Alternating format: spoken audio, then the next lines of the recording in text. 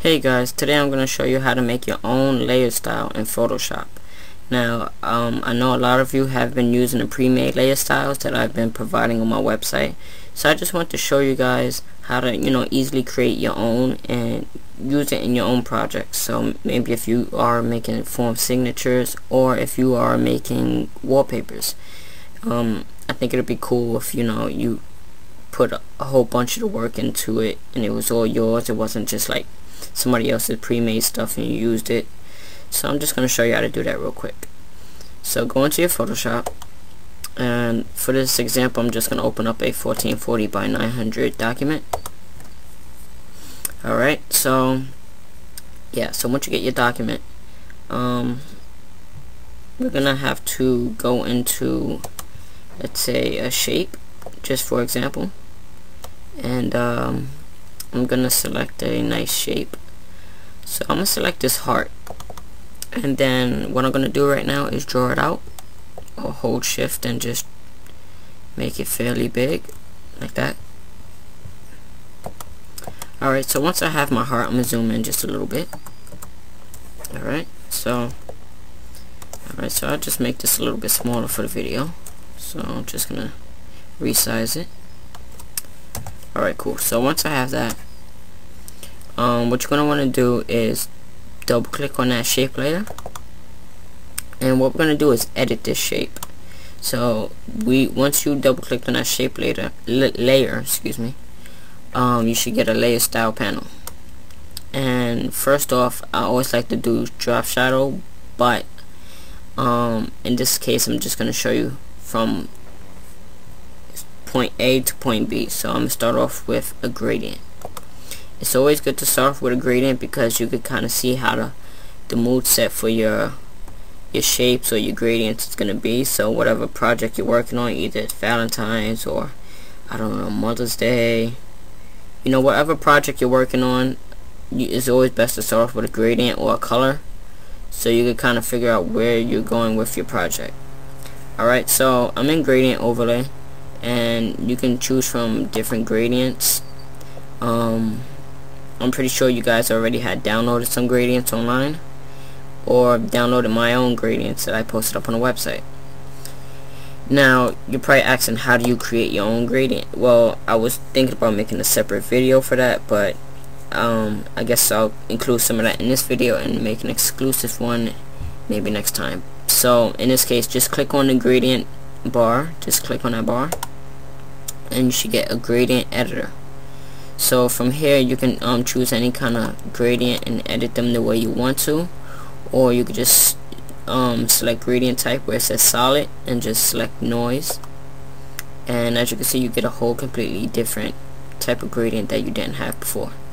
Now you can change the roughness between 50% all the way up to 100 maybe, and as you can see on the left you can see the difference, or right underneath the bottom right here.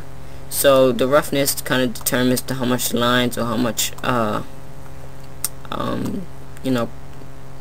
gradient roughness if you want to say it like that, is going to be put into this gradient. Now the next cool thing is you can switch between the color modes, RGB, HSB, and LAB. I'm not sure what the last two are, but you kind of get the idea of what you can do with them. So you can kind of switch between the hues, the saturation, and get completely random but unique gradients. So you could also press randomize and get something completely cool. So this one right here, it looks cool. So let's say you want to keep this gradient. So what you could do is where it says name up here, where it says custom, you can put that as whatever name you want. So I'm gonna put purple, just like that, and you press new. And what it does is saves that purple gradient that you just made in your gradient preset. So once you've done with everything, after you made up, how many gradients you want to make, let's say you make about 10 and you want to save them onto your hard drive, so you'll always go back to them later. For some reason Photoshop doesn't load them, and I've had this happen to me before. So if you want to, you can save it, it's up to you. So once you're done, just press OK. Alright, so next, once you're just doing that gradient overlay panel right here, you switch the style up between radial angle, reflected, diamond, and that's about it. And also at the bottom you can angle it, or you can go to scale and scale it up if you want, and you could change the you know, the effects and everything. So I'm gonna just go select linear, and I'm gonna select my blend mode at normal, and everything's good.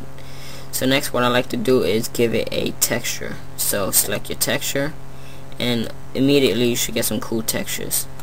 I'll do another video on creating your own patterns and stuff. So I'm gonna go select something real quick. That one looks pretty cool. And the thing with textures, you can move them around while you're in your gradient preset. Your layer style preset. You could scale them up if you want to, or just bring them down and just pattern them or something. And I'm just gonna choose something real quick, something like that. And next what I like to do is give it a stroke. Now the stroke is the outline of the whole shape or image that you're working with. Now what you're gonna want to do is, just give me 1 minute. What you're gonna want to do is select a color that you like. Now it could be any kind of color, or it could be any kind of gradient, or it could be any kind of pattern. For this I'm gonna select the gradient. Maybe not, I'll do color and gradient next time. I'm just gonna select a basic black, just like that, and you can select the size of it. Alright, so now next for the drop shadow, I'm gonna give it a drop shadow, and what I'm gonna do is just increase the distance of the drop shadow. So as you can see, just move this over here. Right here on the right side of the heart, you can see the drop shadow. So if you click that checkbox, you can see the difference. Now where it says opacity in the drop shadow menu, you can increase the drop shadow's opacity as high or as low as you want it to. You can increase the spread size of it, so you can increase the size so it could be big, or you could just put it to about, you know, fairly light, like a 2, and increase the spread of it, so just like that if you wanted to. And also you can increase the contour of it, so you can just mess around with the contour, give it something completely unique. So I'm just gonna keep it really basic right now. And so once you have that, and you know you're satisfied with what you have, you can go to new style right here, and once you press new style, you can name it whatever you want. So I'm gonna name it purple again. And once you name purple, depending, now these options right here says include layer style effects. Now the effects is cool, that you might want to include that. Now for the option below it that says include layer blending options, the layer blending options is basically how your shape or your your layer style blends, or blends with the surrounding background you have. So right now I don't have anything, so I'm just gonna leave it blank and press OK. And then once you're done with that, just press OK finally. And then once you go back into your layer styles panel, so if you don't know where that's at, go up to window, then go to styles. Alright, so once you pull up your styles panel, just go pull up mine right quick, and I'm just gonna scroll all the way down because that's where it'll be at. And if you can see at the very right hand bottom, there's layer style we applied. So if we could just completely take away this heart and draw a quick new one. So here's the heart, for example. Alright, so there's the heart, and what we're gonna do is apply that layer style. So select that heart layer, excuse me. Go over to your layer styles and go to that layer style we just created, the purple one, and there you go. There's the layer style you just created. Now you're gonna do this with applied text if you like, or any kind of other shape or brush you would like to apply it to. But you might want to experiment with it, because the outcome may become a little different depending how small the font is or how small your brush is. You might just want to experiment. So I'm just gonna put Mike real quick, just like that. I love this font. Alright, so just gonna increase the size to about maybe 48, and then okay, that's my iTouch. I got it on a little timer here to make sure I don't go over my limit, because I kind of do that a lot. Anyway, so I got another extra minute to go about. So really quick, I'm gonna select my mic text, and then I'm gonna select that layer style we just made.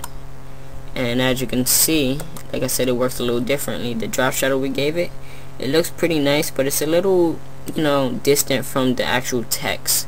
So if you want, you can always edit that. Just go into your layers panel, double click on mic or whatever text you have, select your drop shadow, and just lower the distance, because that, you know, might be a little distraction. Maybe you like that, maybe not, you know. So just decrease the distance, maybe the spread if anything, and press OK. So there's a cool tutorial on how to make your own layer style in Photoshop. I hope you enjoy. Please rate, comment, and subscribe if you like. And if you have any questions, just let me know, message me, or email me at mikeysdesigns@gmail.com. See you guys later. Thanks for watching. So